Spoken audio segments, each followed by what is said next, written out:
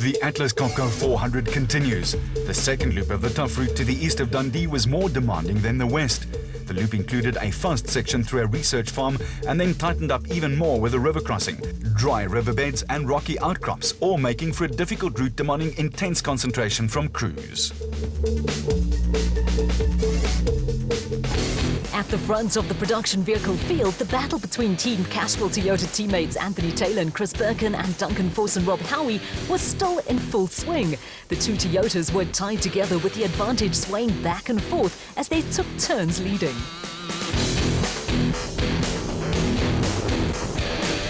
It was breathtaking stuff, but something had to give, and it all ended in an anticlimax when Taylor and Birkin picked up a puncture that handed the advantage to Duncan Foss and Rob Howie.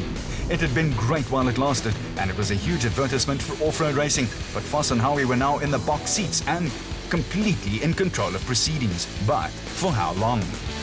Not to be outdone, the Special Vehicle Brigade were putting on a little cameo performance of their own, with the two Sulwald teams slugging it out.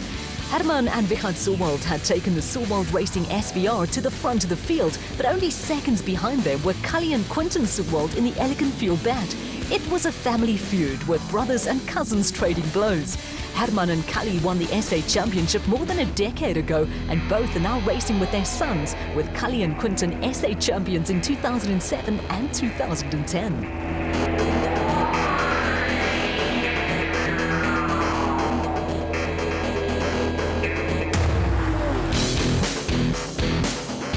Local crew Lonstra 3 and Carl Wichmann were still holding on to third in the LT Earthmovers bat, but had now slipped more than 2.5 minutes behind the two Sulwald teams.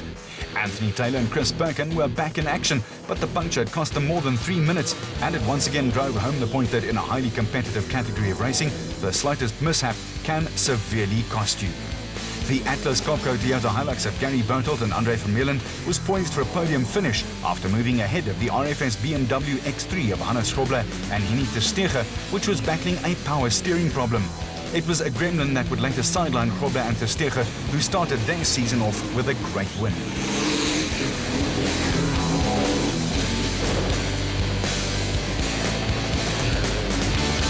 Rookie driver Richard Fuller and Jeff Minnett were still leading Class P in the Atlas Copco bat and had moved ahead of the motor-white bat of Nick and Ryan Harper, who had lost time when they wrong slotted. The more powerful Class A car was closing in on Fuller and Minnett, and when the Atlas Copco bat lost momentum at a dip, a little nudge from the Harpers persuaded them to move out the way. That little move put the Harpers back into fourth place in the special vehicle category, with Clint Gibson and Gary Campbell still running strongly in the Gibson Racing Porter. The local crew had not put a wheel wrong, but were 5 minutes down on the Sulwald teams, who were setting an absolutely cracking pace. The Region Racing Nissan Navara of Mike Whitehouse and Matthew Carlson was into the top 5 in the production vehicle category. A little deviation from the route cost them a few seconds, but they were well clear of the likes of Yanni Visser and Joks Leroux and the De Brains. With a roadbook, GPS and route markings, it is still possible to stray from the course.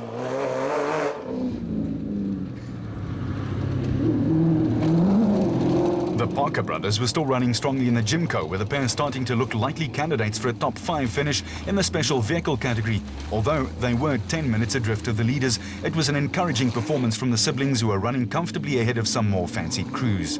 One of those was the Atlas Copco bat of Johan van Staden and James Rousseau, with the reigning Class B champions about 10 seconds adrift of the Parkers after a steady, if unspectacular, drive. Steady, if unspectacular, could also be used to describe the performance of Bulla Bottas and Johan Pretorius, who started the day in third place. They were 12 minutes behind the leaders, but did not look to be in any trouble. That was not the case with Jimmy Zaus and Stefan Kutsia, who had parked the Cobalt Racing Porter and were walking back to the main road for a rendezvous with their service crew. With Richard Fuller and Jeff Minnett struggling with a clutch problem in the Atlas Copco bat, a dogged performance from Archie Rutherford and Mike Lawrenson had taken the Regent Racing Jimco to within 1 minute and 13 seconds of the Class P leaders. Malcolm Koch and Johan Burger were still making steady progress in the Toyota Hilux, and not far behind them were veterans Jannie Visser and Yorks Leroux, again demonstrating how to go about grinding out another good result in their international Toyota Hilux.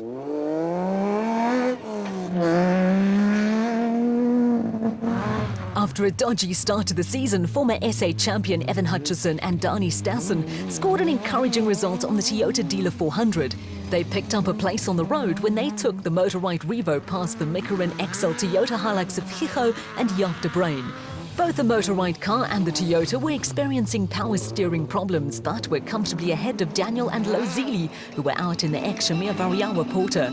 Next up were Swaziland pair John Thompson and Clinton McNamara, with the pair nearly 14 minutes off the Class P pace.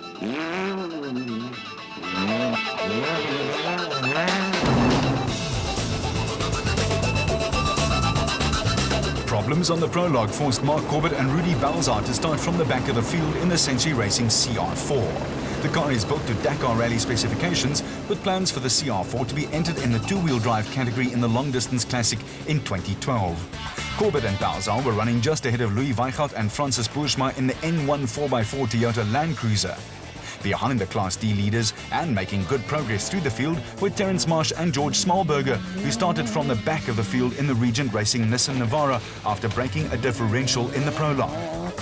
Also making great progress after starting from the back of the field after prologue woes were championship leaders Thomas Rundle and Johan Moore in the Baden Nissan Navara. Their mission was to salvage as many points as possible and to hold on to their advantage at the top of the championship standings.